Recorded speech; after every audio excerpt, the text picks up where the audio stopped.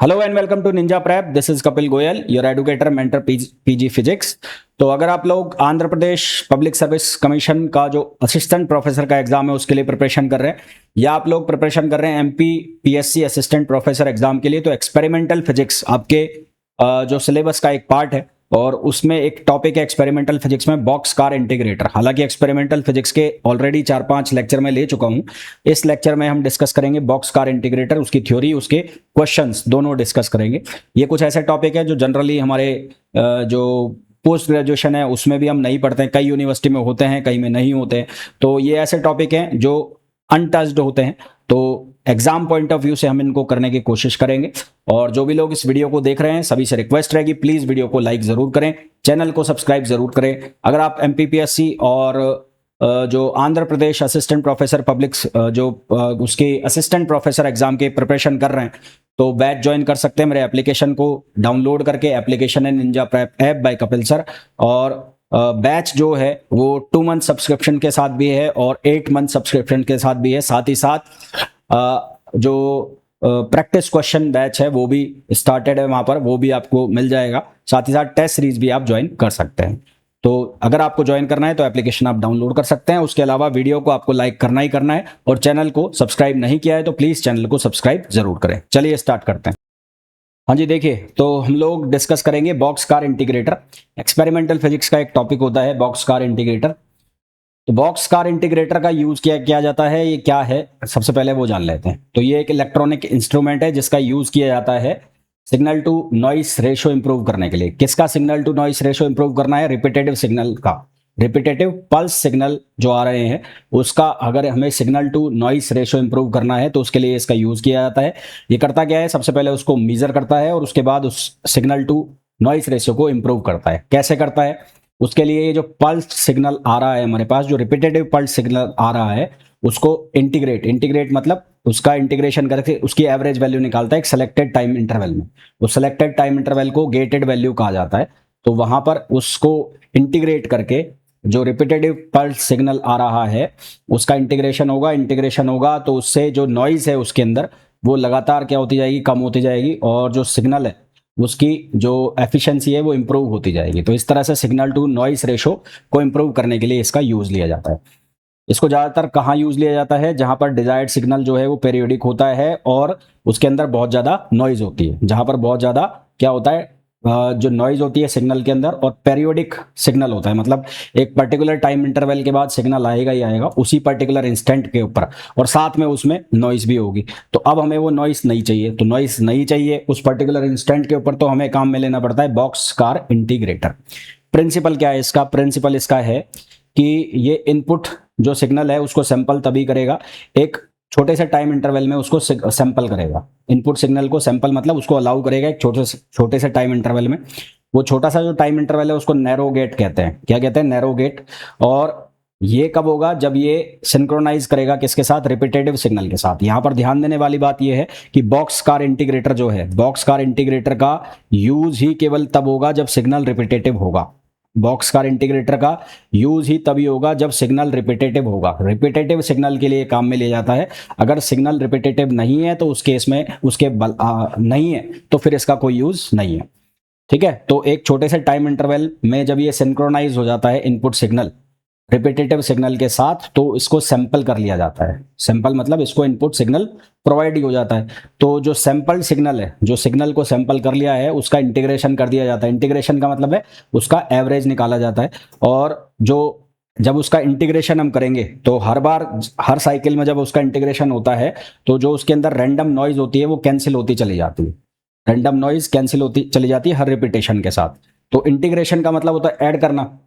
एक बार किया particular instant पर, वहां पर नॉइस कैंसिल हो गया, फिर दोबारा पर्टिकुलर इंस्टेंट पर होगा, फिर दोबारा होगा। तो ऐसे हर साइकिल में जो नॉइस है वो कैंसिल होती जा रही है और जो सिग्नल है वो ऐड होता जा रहा है। तो लास्ट में आप देखोगे जो आउटपुट सिग्नल आएगा उसमें क्या आएगा? जो रैंडम नॉइज थी वो जीरो की तरफ बढ़ गई, मतलब वो ना के बराबर हो गई और जो सिग्नल है उसकी क्वालिटी क्या हो गई? इंप्रूव हो गई।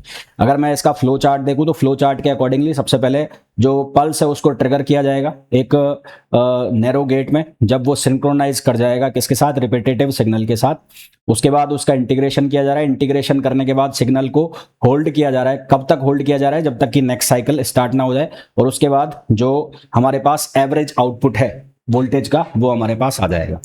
अगर मैं इसके स्टेप्स देखूं तो वर्किंग के स्टेप्स कैसे होंगे, सबसे पहले सिग्नल को ट्रिगर किया जाएगा, तो जो पल्स है उसको ट्रिगर किया जाएगा सिंक्रोनाइज कब, जब जो नैरो गेट है यानी कि जो शॉर्ट टाइम इंटरवल है वो सिंक्रोनाइज कर जाए किसके साथ, रिपीटेटिव जो सिग्नल है उसके साथ सिंक्रोनाइज कर जाएगा, तब उसको ट्रिगर किया जाएगा। फिर गेट जनरेशन, गेट जनरेशन का मतलब है गेट पल्स, एक छोटे से टाइम इंटरवल जिसको हम कहेंगे टीजी, उसके लिए गेट पल्स जनरेट होगी, है ना।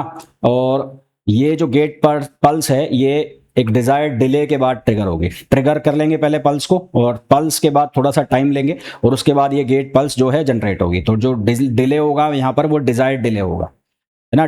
डिजायर्ड डिले के बाद ही इस गेट पल्स को हम जनरेट करेंगे। तो only during this gate interval, ये जो गेट इंटरवल होगा, इनपुट सिग्नल उसी दौरान क्या कराया जाएगा, पास कराया जाएगा। तो जो ये टाइम मिला है इस टाइम के दौरान ही जो इनपुट सिग्नल है उसको पास कराया जाएगा, इंटीग्रेशन कराया जाएगा। उसके बाद जो हमारे पास टाइम इंटरवल है टीजी, और हमारे पास जो सिग्नल आ रहा है उसका टाइम इंटरवल T1 से T2 तक क्या करा दिया जाएगा, इंटीग्रेशन करा दिया जाएगा। जहां V को VT है वो इनपुट सिग्नल है, और TG जो है उसको हम कहेंगे gate width.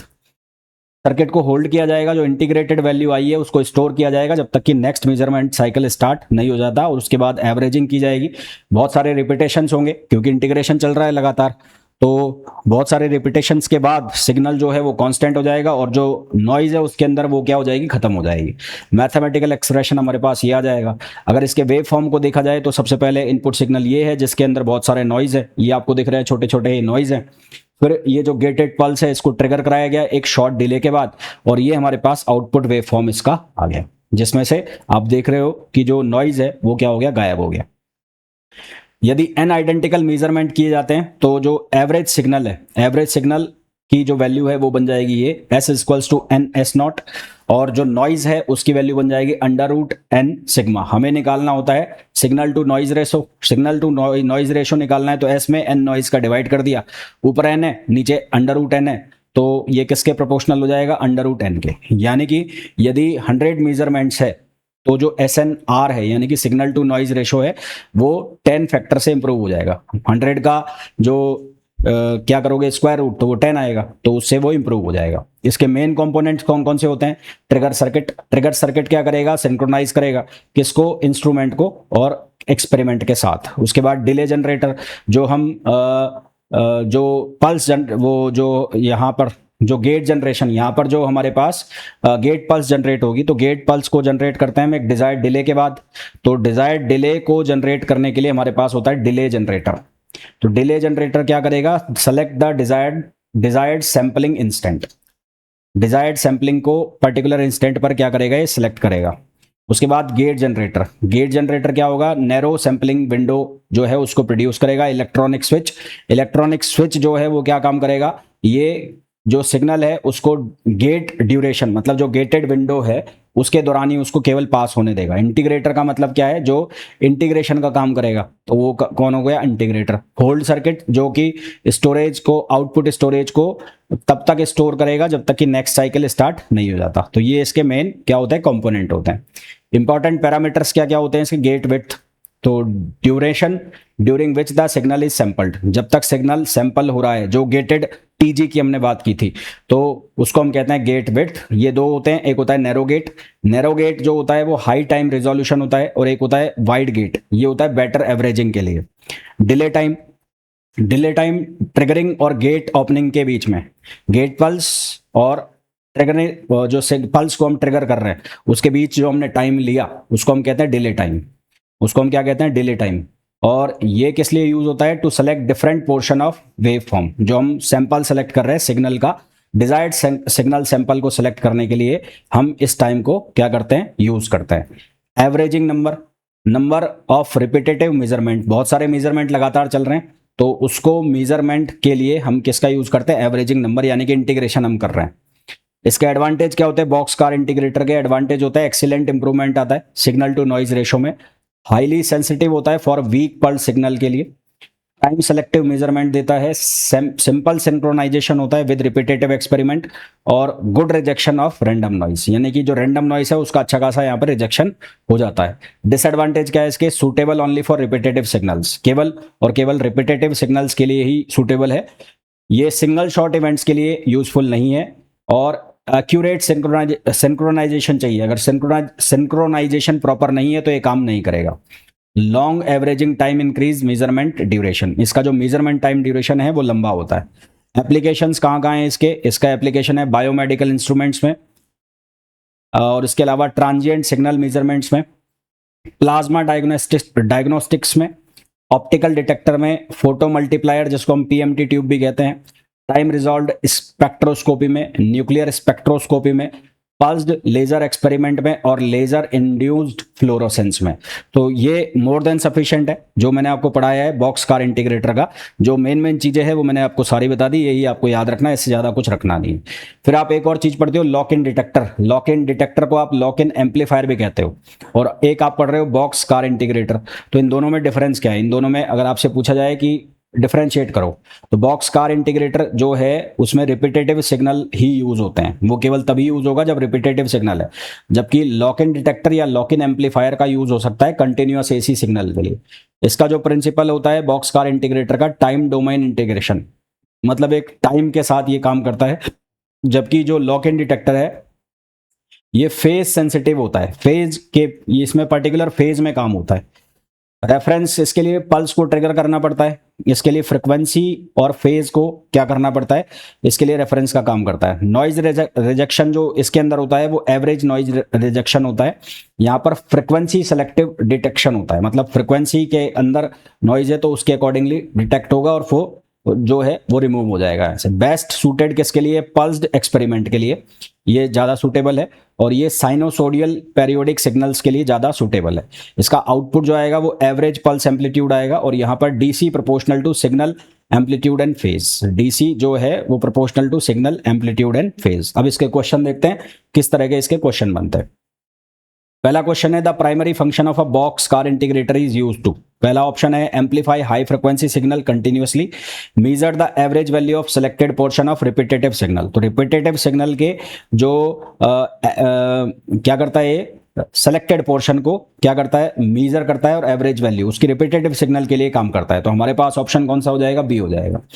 A box car integrator works most effectively when the input signal is, box car integrator most effectively कब काम करता है, जब इनपुट सिग्नल क्या हो, रैंडम हो, नॉन रिपीटेटिव हो, पेरियोडिक और रिपीटेटिव, कैसा हो, पेरियोडिक और रिपीटेटिव हो, जब ये मोस्ट इफेक्टिवली काम करता है। विच component determines the sampling interval in a box car integrator, sampling interval को कौन सा कंपोनेंट डिटरमाइन करता है, तो गेट पल्स जनरेटर जो है, गेट पल्स जनरेटर वो किसको डिटरमाइन करता है, सैम्पलिंग इंटरवल को, है ना, सैम्पलिंग इंटरवल को। नेक्स्ट है, the output of box car integrator is proportional to, output किसके प्रोपोर्शनल होता है, तो आउटपुट प्रोपोर्शनल होता है इंटीग्रल या average of the signal, average of the signal during the gate interval, average of the signal during the gate interval. ये output आ रहा है ना, यहां पर ये आउटपुट आ रहा है, तो आउटपुट एवरेज के बराबर आ रहा है इनपुट सिग्नल के।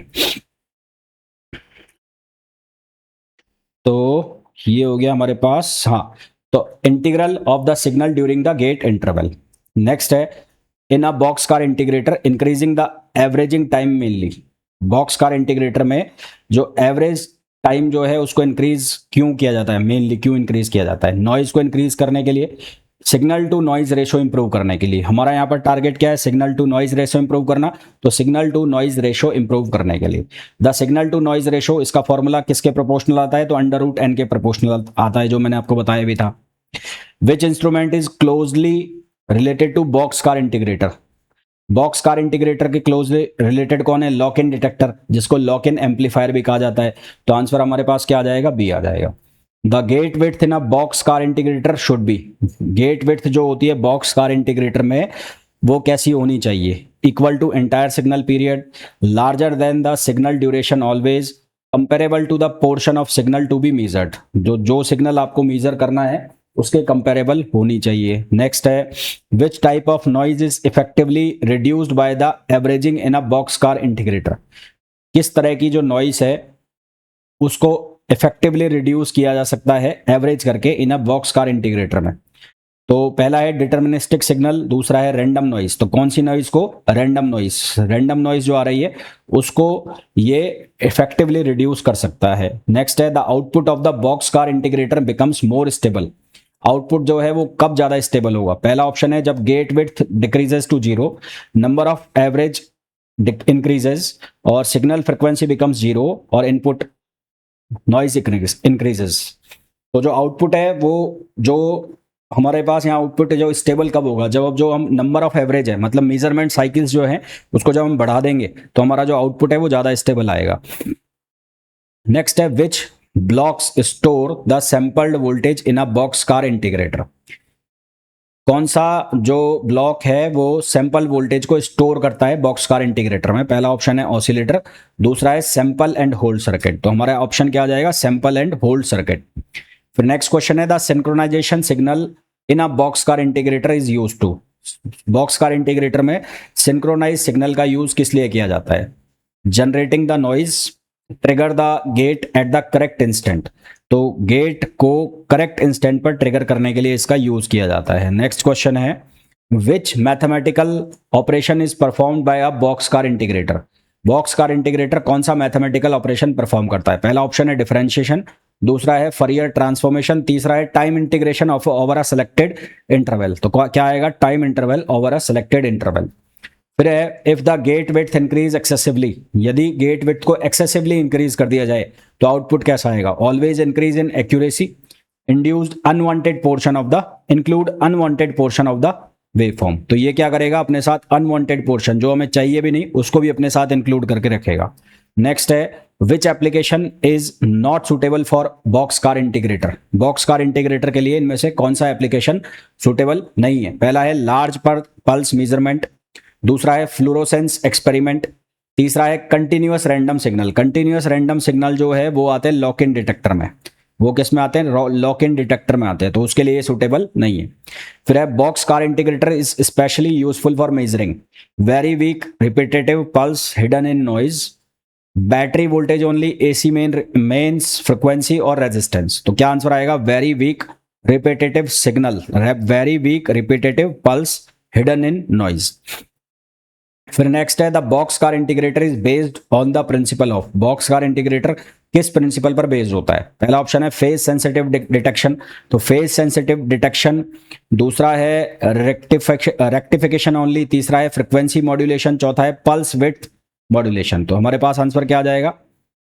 Phase sensitive detection with time getting. अगर यहाँ पर फ्रिक्वेंसी होता तो फिर वो हो जाता लॉक इन डिटेक्टर, यहाँ पर टाइम लिखा हुआ है, टाइम लिखा हुआ है, इसलिए क्या आंसर आ जाएगा हमारे पास? Phase sensitive detection with time gating. The averaging process mainly behaves as. Averaging process किसकी तरह बिहेव करती है? पहला ऑप्शन है हाई पासेस फिल्टरिंग, दूसरा है लो पास फिल्टरिंग। तो ये किसकी तरह बिहेव करती है? लो पास फिल्टरिंग की तरह काम करती है। इसको इंपॉर्टेंट लगा लेना भाई, ये जो क्वेश्चन है इसको इंपॉर्टेंट लगा लेना कि बॉक्स कार इंटीग्रेटर में जो एवरेजिंग प्रोसेस है वो किस फिल्टर सर्किट की तरह काम करती है? तो किस फिल्टर सर्किट की तरह काम करती है? लो पास फिल्टर सर्किट की तरह काम करती है। If the triggering timing shift from the signal pulse, triggering timing जो है वो उसको शिफ्ट कर दिया जाए सिग्नल पल्स से, तो मेजरमेंट जो है उस पर क्या चेंज आएगा? मेजरमेंट जो अनचेंज हो जाएगा। Incorrect portion of signal is sampled, noise becomes zero. Noise तो तब जीरो होगी जब करेक्ट चलेगा, सब कुछ सही चलेगा। गेन इनफाइनाइट नहीं होगा। इनकरेक्ट पोर्शन जो सिग्नल का है वो सैंपलिंग हो जाएगी उसकी। फिर लास्ट क्वेश्चन है which statement is correct regarding a box car integrator. Box car integrator के रिगार्डिंग कौन सा स्टेटमेंट सही है? पहला है it can recover weak repetitive signal from a noisy background. It can recover, सही स्टेटमेंट चुनना है। तो ये क्या कर सकता है? ये रिकवर कर सकता है वीक रिपीटेटिव सिग्नल को फ्रॉम अ नॉइजी बैकग्राउंड। बिल्कुल सही है। तो हमारे पास जो सही आंसर है वो क्या आ जाएगा? ए आ जाएगा। तो आई होप जितना भी मैंने बताया है आपको बॉक्स कार इंटीग्रेटर के रिगार्डिंग वो बहुत अच्छे से आपको समझ में आ गया होगा। क्वेश्चंस आपको समझ में आ गए होंगे। जितना मैं बता रहा हूँ वो मोर देन सफिशिएंट है, उतना करके जाइए तो आपको डेफिनेटली फायदा मिलेगा। मिलते हैं नेक्स्ट वीडियो में। Till then thank you, bye bye.